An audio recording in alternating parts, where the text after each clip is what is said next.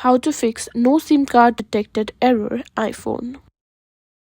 If your iPhone is showing a no SIM card detected or invalid SIM error, don't worry, I've got some easy fixes for you.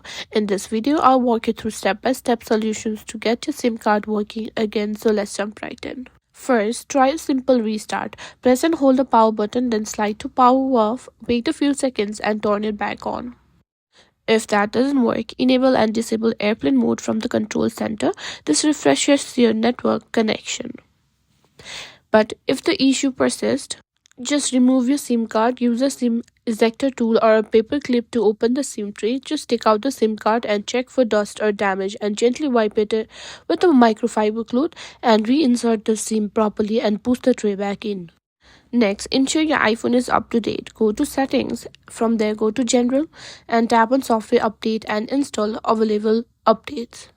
Also, check for carrier settings updates. For that, simply go back to General, tap on About and wait for a prompt to update carrier settings.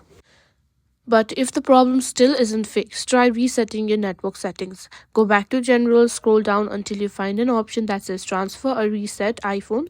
Go to Reset and simply reset network settings. This will reset Wi-Fi, Bluetooth and network settings but won't delete your data. And that's it. This step should help you fix the no SIM card detected error on your iPhone.